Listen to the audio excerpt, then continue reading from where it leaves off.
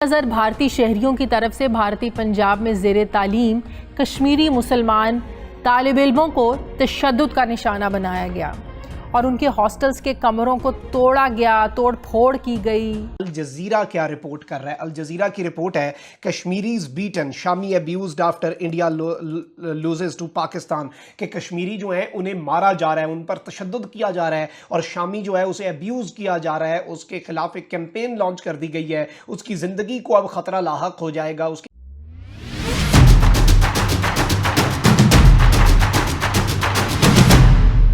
जय हिंद दोस्तों, मैं हूं कीर्ति और आप सभी को हमारे चैनल पर स्वागत है।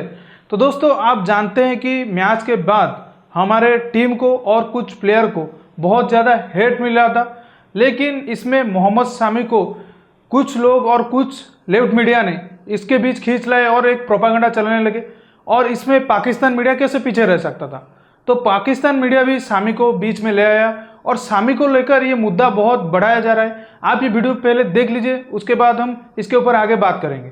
पाकिस्तान के हाथों इबरतनाक शिकस्त के बाद जहां भारतीय शहरियों को टीवी तोड़ता देखा जा सकता है, वहीं तंग नज़र भारतीय शहरियों की तरफ से भारतीय पंजाब में ज़ेरे तालीम कश्मीरी मुसलमान तालिब इल्मों को तशद्दुद का निशाना बनाया गया और उनके हॉस्टल्स के कमरों को तोड़ा गया, तोड़ फोड़ की गई, तंग किया गया, मारा पीटा गया। जबकि सोशल मीडिया पर भी भारतीय सार्फिन न सिर्फ अपनी टीम पर खूब गरजते बरसते नज़र आ रहे हैं, बल्कि इंतहा पसंद हिंदुओं ने टीम की शिकस्त का सारा मलबा वाहिद मुसलमान खिलाड़ी मोहम्मद शामी पर डाल दिया, जिसके बाद मोहम्मद शामी को न सिर्फ भारतीय क्रिकेट टीम से निकालने के मुतालबात किए जाते रहे, बल्कि उन पर गद्दारी के इल्ज़ामात भी अपने ही खिलाड़ी पर वो लोग लगा रहे हैं। यूँ खुद को इंसानी हकूक़ का चैम्पियन कहलाने वाला भारत एक बार फिर से कल हमने देखा कि किस बुरे तरीके से एक्सपोज हुआ। बिस्मिल्लाहिर्रहमानिर्रहीम, अस्सलाम वालेकुम नाज़रीन कराम, मैं हूं मखदूम शहाबुद्दीन और आप देख रहे हैं मेरा फेसबुक और यूट्यूब चैनल। उम्मीद करता हूं आप सब लोग बखैर व आफियत होंगे और जहां भी होंगे अपने अहले खाना समेत खुश भी होंगे और महफूज भी।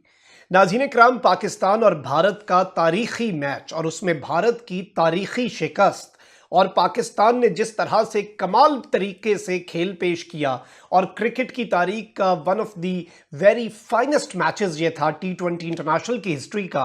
और जिस तरह से पाकिस्तान ने भारत की तारीख की बदतरीन शिकस्त दी, क्योंकि भारतीय टीम जो है वो आज तक किसी भी T20 इंटरनेशनल में इससे पहले 10 विकेटों से नहीं हारी थी। ये सब कुछ जो है ये भारत से हजम नहीं हो रहा और इसके साथ ही साथ मकबूजा कश्मीर और भारत के कोने कोने में मौजूद जो मुसलमान हैं उनका जश्न, उनके दिलों का पाकिस्तान के साथ धड़कना और भारत के अंदर यहां तक कि नई दिल्ली के अंदर भी पाकिस्तान जिंदाबाद के नारे और वहां पर जो पटाखे और आतिशबाजी का मुजाहरा है वो भारत के बीजेपी की सरकार जो है उनसे अब हजम नहीं हो रहा और मोहम्मद शामी के साथ हो चुका है। और जिस तरह के कमेंट्स मोहम्मद शामी की पोस्ट्स के नीचे आ रहे हैं कि तू पाकिस्तान में चला जा, तू थोड़ी शांति है हमें भी, और कितना खाया पैसा है तूने, हंसी आती है तेरे ऊपर, और आगे गंदी गालियां लिख के वर्ल्ड कप मैच में और कोई बॉलर कहां हंसता दिख रहा था, बस पाकिस्तान वाले ही हंस रहे थे और साथ तू भी हंस रहा था।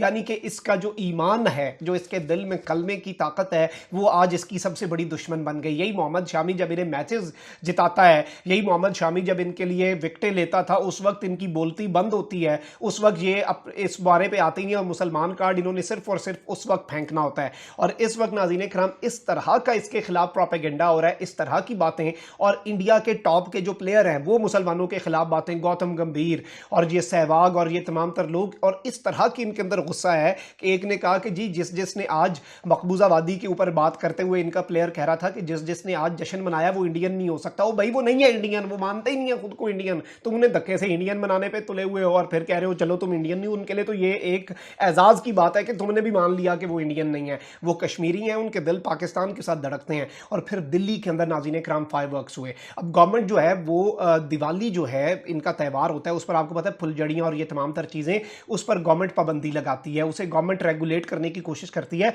और इन्होंने कहा कि अब हुकूमत करके दिखाए। पाकिस्तान की जीत पर भारत के अंदर जश्न हो सकता है, पाकिस्तान की जीत के ऊपर भारत के अंदर जी दिवाली के ऊपर पाबंदी, दिवाली में जी फायरवर्क्स के ऊपर पाबंदी, और पाकिस्तान की जीत अगर हो जाए तो उस पर जो मर्जी करे।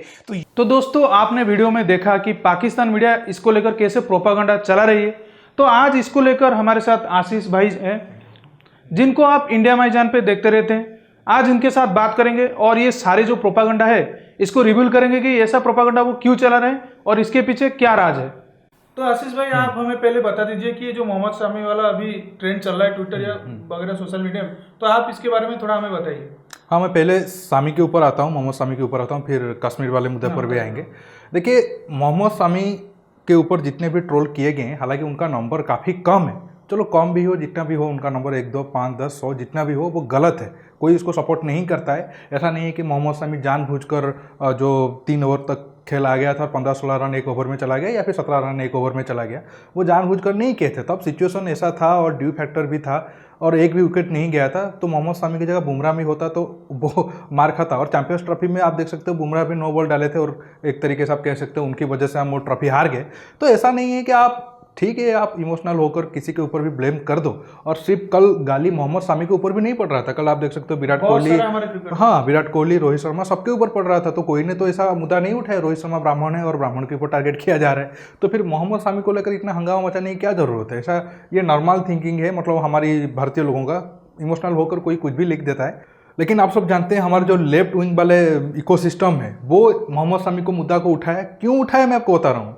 मोहम्मद शामी के ऊपर ऐसा नहीं है कि ये पहली बार ट्रोल किया गया है, 2-3 साल पहले उनकी बेटी को ट्रोल किया गया था क्योंकि वो हिंदू त्यौहार के लिए एक हिंदू जैसे कपड़े पहन लेते थे। सोशल मीडिया में उनको काफ़ी ट्रोल किया गया था, तो मुसलमान होकर ऐसा क्यों कर रहे हो। तो अब मोहम्मद शामी का कोई साथ नहीं दिया था। इस बार क्यों उठाया गया इस मुद्दे को, क्योंकि पर्दे के पीछे आप सब जानते हैं देश भर में पाकिस्तान के जितने पर बहुत सारे लोग मतलब जश्न मना रहे थे और दिवाली भी मना रहे थे, एक तरीके से आप कह सकते हो। चलो दिवाली तो हम नहीं कह सकते, लेकिन क्रैकर वगैरह फुटा रहे थे।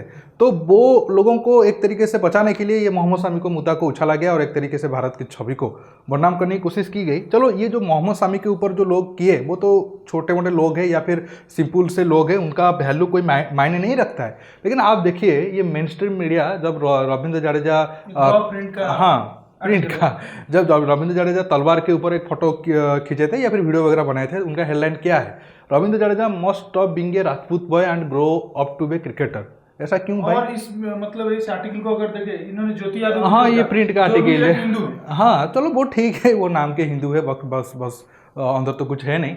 आप बताइए जो रविंद्र जडेजा है उनको राजपूत होने का या फिर हिंदू होने का वो क्यों गर्व ना करे। तब तो किसी ने नहीं बताया था कि नहीं उनको हिंदू होने पर अटैक किया गया है। राजीव सरदेसाई के साथ एक आर्टिकल था इंडिया टुडे पे या फिर कोई दूसरे ये पे, मुझे ये तो नहीं आ रहा है, लेकिन न्यूज़ काफ़ी लोग आप सुने होंगे। उन्होंने लिखा था कि इंडियन क्रिकेट टीम में अपर कास्ट का दबदबा है। जब सचिन तेंदुलकर, हाँ वगैरह, वो ब्राह्मण है तो ब्राह्मण वगैरह का, गांगुली भी उस टाइम का अपर कास्ट का दबदबा है। मतलब ये किस तरीके का सोच है। तब मेन स्ट्रीम मीडिया अटैक कर रहा था। अब शामी को लेकर आप अगर बचाव में आ रहे हो तो सबके बचाव में आओ, क्योंकि गाली तो सबको पड़ रहा है और ज़्यादा गाली विराट कोहली को पड़ रहा है, रोहित शर्मा को पड़ रहा है और मैं भी दे रहा हूँ, आप भी दे रहे हैं, क्योंकि उन लोगों का गलती है। मैच हारना जीतना वो अलग बात है, लेकिन मैच से पहले जो नौटंकी किए थे आप सब जानते हैं, वो ब्लैक लाइव्स मैटर वगैरह को लेकर देश में हिंदू मर रहे हैं, उनका कोई मतलब फर्क नहीं पड़ रहा है, लेकिन अमेरिका में क्या हो रहा है इन लोगों को ज़्यादा चिंता है। छोड़िए, वो एक अलग मुद्दा हो जाएगा। बाकी अब बताइए। तो अब हम आते हैं कश्मीर मुद्दे पर। कश्मीर में जो यूथ हैं जो कॉलेज में पढ़ते हैं वो पाकिस्तान की जीतने के बाद पटाखा फोड़ने लगे। तो इसको लेकर यूपी और बिहार के जो लड़के थे उस हॉस्टल का, वो उनको जाके पीटने लगे। तो इसको लेकर भी पाकिस्तान मीडिया और हमारे यहाँ का लेफ्ट मीडिया प्रोपेगेंडा चल रहा है कि आपने तो वीडियो में देखा वो कैसे बोल रहे थे। तो चलिए आशीष भाई से जानते हैं इसके पीछे क्या प्रोपेगेंडा है। देखिए, एक तो हमारे जो यूपी और बिहार से जो भाई पढ़ रहे थे उस कॉलेज में, जितना रिपोर्ट आया है वो पंजाब का कोई कॉलेज था और 90 के करीब लोग जो कश्मीर से थे और 30 के करीब प्योर बिहार से थे। तो लेकिन मैच जीतने के बाद ये लोग जश्न मनाने लगे, पाकिस्तान जीत गया, इन लोगों का तो खून में ऐसे ही है। तो जो हमारे बिहार और यूपी के भाई थे वो मारने लगे। इसके पीछे 2-3 वजह हो सकता है कि अगर आप 2-3 साल जाओगे या फिर रिसेंट कुछ दिन पीछे जाओगे, आप सब जानते हैं जो कश्मीर में यूपी और बिहार के लोग थे उनको चुन चुन कर मारा जा रहा है, तो ये गुस्सा तो ये हो सकता है। दूसरा भी कश्मीर में जो हमारा गवर्नमेंट के NIT या समथिंग ऐसा कुछ इंस्टीट्यूट है, मैं नाम भूल रहा हूँ, चैंपियंस ट्रॉफी के टाइम में भी ऐसा घटना हुआ था, जो हमारे बाहर के लड़के थे उनको कश्मीर के लड़के आकर मारे थे।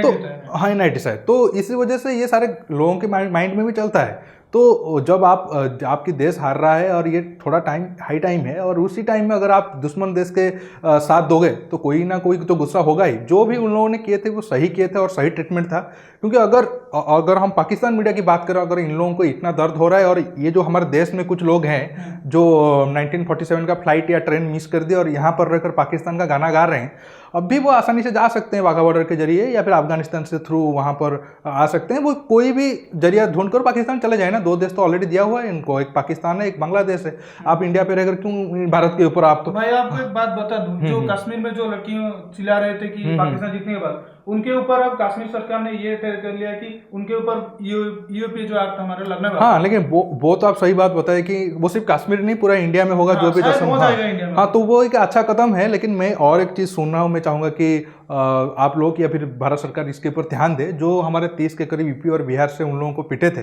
खबर ये आ रहा है कि उनके ऊपर भी कार्रवाई हुई है और उनको कॉलेज से निकाल दिया गया है, जो मेरे हिसाब से बिल्कुल गलत बात है। हाँ, और उनके ऊपर फाइन वगैरह भी निकाला गया है। हालांकि ये न्यूज़ अभी कंफर्म होने में थोड़ा टाइम लगेगा, लेकिन इसके ऊपर भी दबाव डालकर ये सारे केसेस को वापस लाया जाना चाहिए। अगर ऐसा हुआ और उन बच्चों के ऊपर कोई कार्रवाई हुई तो आगे जाकर कोई भी इस चीज़ का विरोध नहीं करेगा और ये कल्चर आगे जाकर देश को बर्बाद कर देगा। अगर सरकार कुछ नहीं कर पा रहे, ग्राउंड में लोग कुछ उतर कर रहे हैं, तो आप लोग अगर सपोर्ट नहीं करो तो कम से कम चुपचाप रहो, चुप रहो, उस मुद्दे को शांत रखो। अगर आप साथ नहीं दोगे तो फिर देश संकट में हो जाएगा। और सरकार तो इससे पीछे भागने की मूड में है। बिल्कुल बिल्कुल बिल्कुल बिल्कुल। और ये टॉपिक बड़ा लंबा हो जाएगा, आगे हम लाइव आएंगे कोई मुद्दे पर। अगर आपको ये टॉपिक अच्छा लगा तो आप सब्सक्राइब जरूर करिएगा। अगर आप कोई सुझाव भी देना चाहते हैं जरूर दीजिए, हम जरूर उसे ठीक करने की कोशिश करेंगे। तो दोस्तों इस वीडियो में इतना ही, हम जल्दी मिलेंगे एक नई वीडियो के साथ। तब तक के लिए जय हिंद, वंदे मातरम।